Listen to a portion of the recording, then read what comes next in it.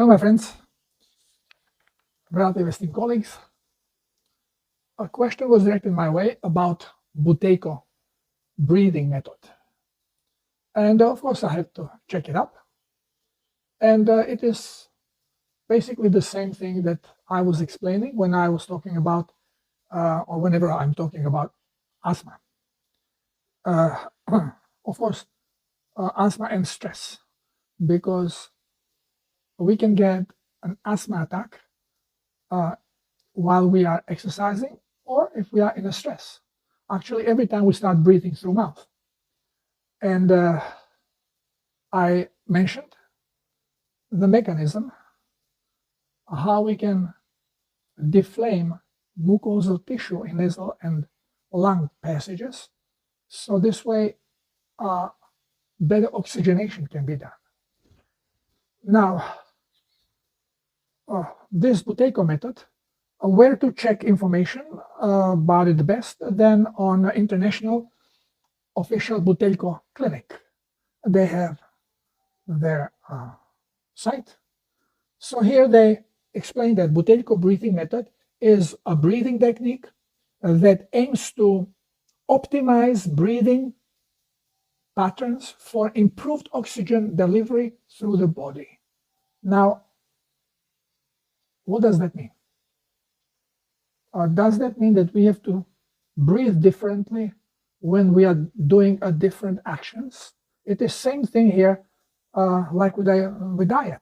Oh, well, so you gotta eat differently if you're in a different part of the world, and you have to eat differently. And if you are exercising, or if you are just mental thing, or whatever. Whenever we don't understand what's going on, but we see changes, we reach to science, because that's all we know. Not realizing that all the information given us through science, through indoctrination or schooling, is false.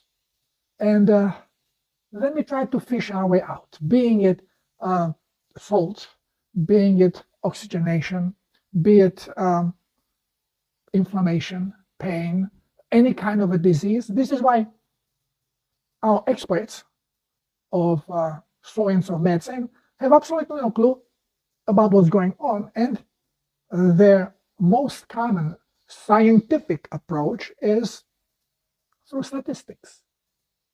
So here also they mention statistics. Oh, this and this group of people, of many, were doing this breathing, and these people were not doing this breathing, and the group that did this breathing of Buteyko, they had improved oxygenation of the body. And of course, everybody repeats the same nonsense. Well, nonsense. It's not nonsense. It is true. You improve oxygenation. But they say that oxygen delivery is improved. Which way? Well, they don't say. So actually, they claim that the more carbon dioxide you have in the blood, the easier it is for the body to deliver oxygen. How does that work? More carbon dioxide, which means higher pressure of dioxide, which means dioxide is going to be expelled or replaced. It will be replacing oxygen. Why do cells of cancer cell, why do they not absorb oxygen and have to work anaerobically? Because the pressure of carbon dioxide within such a cell is too high. So the pressure of oxygen, relative pressure, when it's delivered, is lower than the relative pressure of carbon dioxide in a cell. So there is no exchange of gases. The oxygen cannot enter, and such a cell is forced to work anaerobically. Well, try to find this explanation in science, and you will hit the wall. There is no explanation. Well, exactly the same thing is going to be the case in a body with oxygenation. Now, again, how does that work? Okay, so I agree. If someone is having problem with asthma, or is having problem breathing when they are excited, or when they are doing sports, well, obviously there is no oxygenation, correct oxygenation going on. We should be receiving more oxygen when we are more active. simply because we need more energy. And energy should be produced ketogenically from fat, and fat will not be able to offload hydrogen if it cannot replace it with oxygen. So this way, the fatty acid, when it loses the hydrogen, which hydrogen becomes liberated, and then the carbon that is left gets connected to oxygen, CO2, and then it needs to be replaced again with oxygen. Now, of course, when we are having sick body in the sick state, sick means not natural state, which is glucoholic, and we are all glucoholics because we are duped into eating plants. Then what happens is that body doesn't work correctly. Now, how come that some people, well, before we go into Buteyko method, it is normal that when you are doing work, your oxygen level increase and you will breathe deeply. Everybody has to deep breathe when they're doing some work or sports. Very often it happens, or definitely will happen, when brain is extremely active. And the most active is brain when we are in a fear or stress. We also have to hyperventilate. We do it. We breathe more because brain needs way more energy. And if it's taking the energy correctly from the fat, it needs oxygen. So it can replace the hydrogen, lost hydrogen. This is why we normally breathe faster. Every animal breathes fast when they're running. So it's normal for us. So you cannot do Buteyko method and keep running. It doesn't work. So it does not provide more oxygen. It does not create oxygenation the way we don't think. We just repeat what we are being told. This we think we would know right away that something is fishy here. So what actually happens? So why do people with problematic health, this is not for everybody. To me, Buteyko method means absolutely nothing unless I have a stuffy nose. Then I use it, but I don't call it Buteyko. I basically call it carbon dioxide accumulation, increasing carbon dioxide. Now,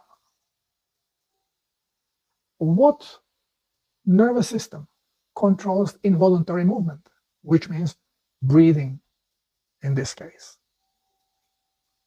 Well, it's vagus nerve.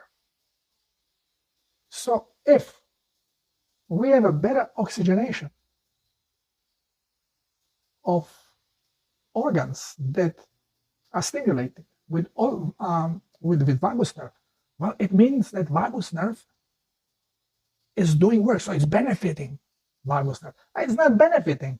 It's a mechanism, it's a program and sensors, and program is geared when sensor sends information that there is higher accumulation of carbon dioxide than it should be, then program switches into faster respiration.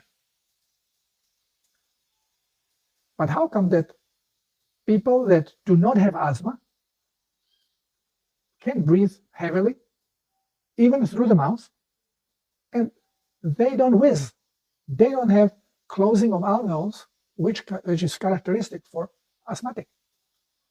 And same here with the stress. How come that many people can be stressed and they breathe normally, but people that have problem with asthma, problem with breathing, when they are stressed, they have asthma attack. They have restriction in breathing. Well, the thing is in mucosal tissue, because mucosal tissue covers respiratory tract from sinuses to lungs, and then digestive tract, of course. So we know we get stuffy nose. But when you have and you have difficulty breathing, and then you are snoring, so how can we prevent one and the other? And people with asthma, as soon as they start running, as soon as they start doing something, even being hit by stress, well, they start having difficulty with breathing. Now, why? What is happening? think of body as a robot. Don't think about, well, vagus nerve and this system and that system and this gland and this hormone. Forget about that nonsense. This is all body's adjustment to current situation. What are the triggers? Well, I mentioned many times, when body is dehydrated, it is going to restrict the loss of plasma. So we will urinate less, and urine will be darker because it will sit there longer, accumulating dirt before body will release it, just to preserve. This is a programmed thing to conserve plasma. We will sweat less. We will not even produce saliva. We get constipated. It's all when body is in need of plasma, when it doesn't have enough of it. When it comes to respiratory tract, when the cells of lungs and sinuses are dehydrated, what happens? Every time body starts wasting more water, in this case, than necessary, mechanism will go in action to start restricting it. So it cannot waste this water. It will serve as a signal. And everybody who is asthmatic is dehydrated on a cellular level in lungs and in respiratory tract. So what happens? When you breathe through the nose, there is a regulation going on. You are going to be reabsorbing humidity. You will not allow humidity to go out. And this is why sometimes you have like a drop of a liquid, you call it, well, snot. It's not snot, it's mucus coming down when you are breathing. Why? Because there's a condensation, but it's not only condensation. It is because the nose is created in such a way that mucosal tissue tries to reabsorb all the moisture, not allowing it to go out. So if you take a mirror, or let's say cold mirror, and you exhale through nose on the mirror, there will be little film of humidity. Little drops will start collecting. So yeah, same like urination, you cannot hold on all the minerals. Exhaling through nose, you cannot hold all the moisture. But if you do the same thing, exhaling but through mouth, you will see maybe 4 or 5 times more droplets of water. It will actually all get foggy immediately because you don't have this mechanism in the mouth. What comes from lungs through the mouth doesn't save any humidity. So whenever you are breathing through mouth, you are wasting a lot of vapor, a lot of water. And if you are low on blood plasma and your body wants to conserve water, well, it is not going to be happy with you breathing through the mouth, but even breathing through the nose. Because if you are dehydrated and you are breathing through the nose, the mucosal tissue, it is going to basically swell. And it is going to try to trap more of the vapor. It is going to expand and try trapping every drop of vapor that is in your breath. In the mouth, this doesn't happen. So when you exhale, you are wasting a lot of humidity. Through the nose, more there is a need for plasma, especially dehydrated cells, the more the mucosal tissue in the sinuses and in the nose cavity will swell, trapping the moisture. But at the same time, it gives us difficulty breathing. So if you calm down, you need less oxygen. So you can breathe shallow. And if you can breathe shallow, then it is enough air passes through the nose. So you don't have to breathe through the mouth. As soon as you breathe through the nose, your alveoli in the lungs and also nasal passages, they are going to be less concerned about wasting of humidity. Now, what triggers the system, the vagus nerve, to start deflaming this mucosal tissue and your alveoli in the heart, in the lungs. Increased level of carbon dioxide, because the trigger for breathing is not low level of oxygen. It is high concentration of carbon dioxide. The more carbon dioxide you have in the blood, the sensor is giving the impulse, breathe, breathe, breathe, breathe. Not lack of oxygen. The oxygen can be stuck into 70%, still plenty of oxygen. But your body will be crying for breathing, because the carbon dioxide is signaling, wow, too much carbon dioxide. Now what happens? Since all the mucous tissue on the lungs and also in the sinuses and nasal passages is inflamed when it's trapping the humidity, but at the same time it's preventing oxygenation, well, the mechanism now triggers, the sensor triggers, well, high carbon dioxide, we need open passages, we need more oxygen. So as soon as carbon dioxide level increase, well, the triggering mechanism starts triggering the vagus nerves. Okay, do something here, open the passages, deflame the tissue, deflame the lung.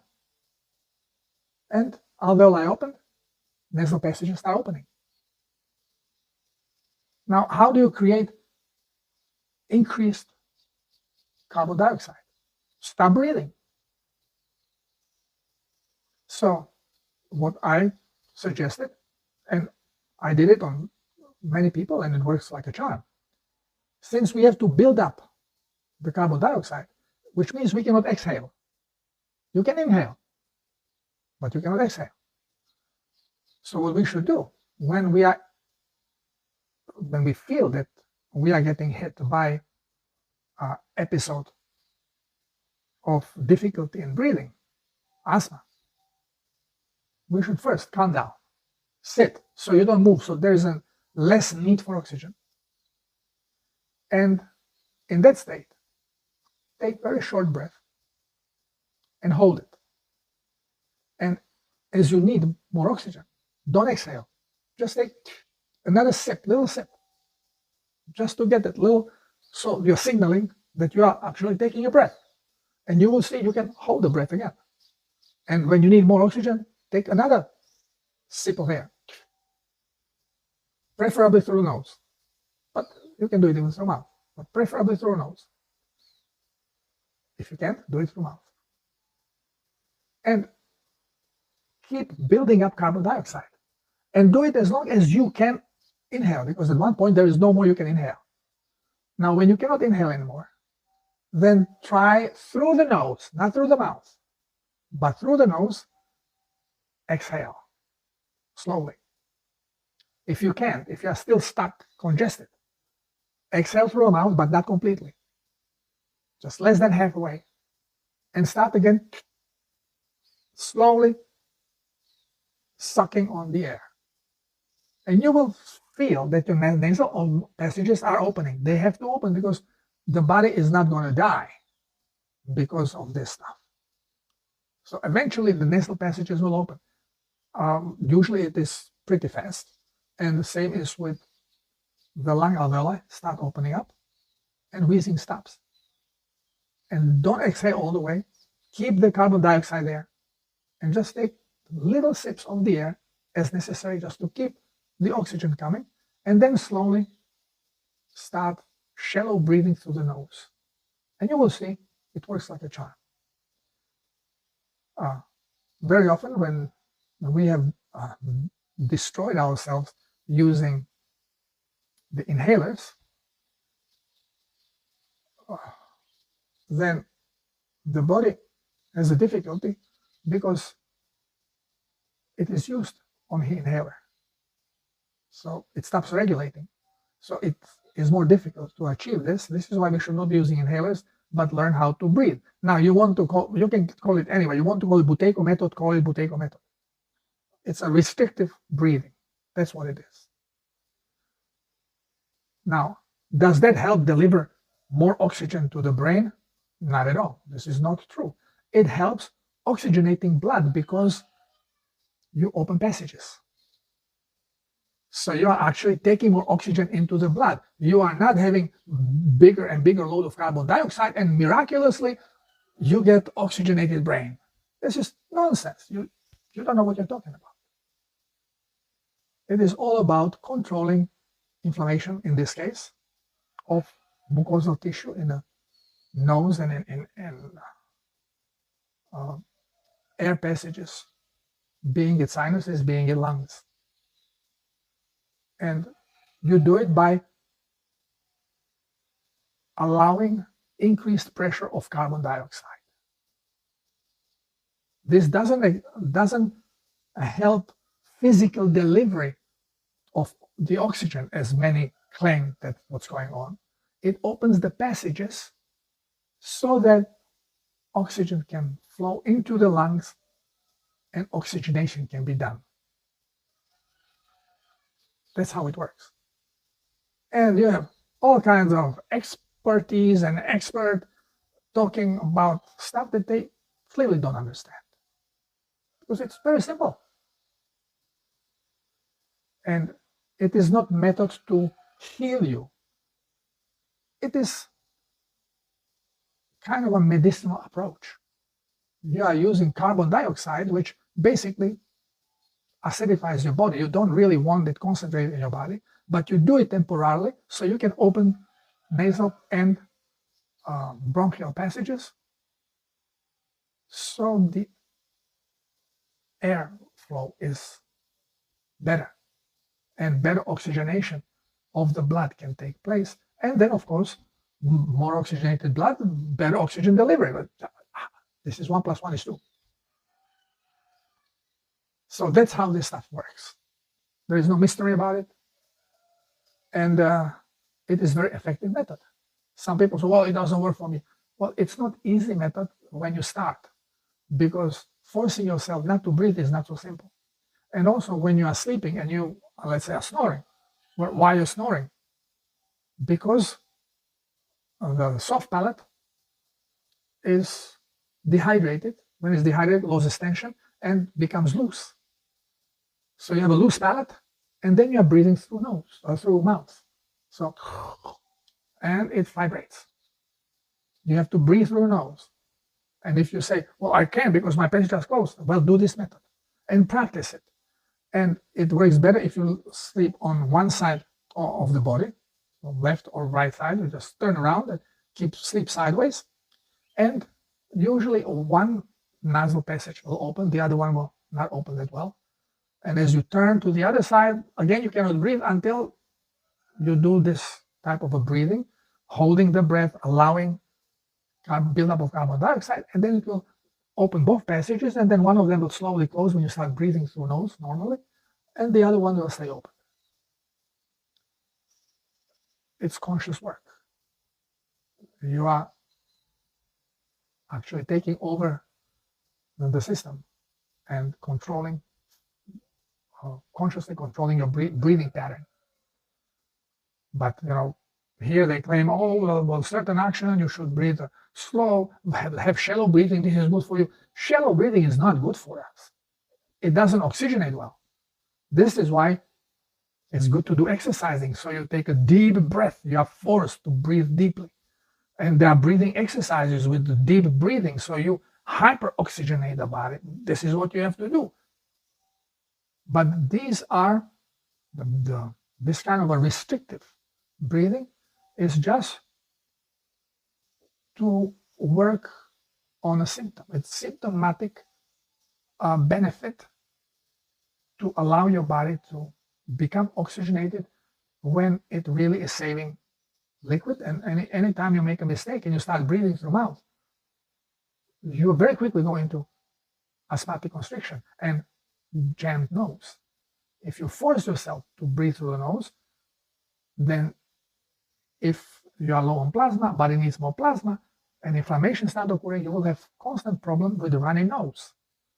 Well, this is a sign that your body actually needs to cleanse and needs more plasma. When you have a child always with runny nose, this child needs to detoxify and hydrate. And then things will be resolved. But no scientific 007 agent know anything. 007 agent knows anything about this. They have license to kill. They don't care what happens. They get their money and adios. Well, some do, some don't. But the thing is that the schooling gives us the wrong information, and we cannot use it to resolve or solve problems, because simply body doesn't work. Things, even when they appear to happen the way we are being told, it is not the biochemical process that we are being told that occurs. It is simply the process of physics, action, reaction, and of course programming. So there is almost nothing truthful about this science behind Buteyko method of breathing, because they cannot even explain it, because they don't understand it. So here is the explanation, and this is how things work. Thank you for listening, and until next time, God bless us all, and namaste.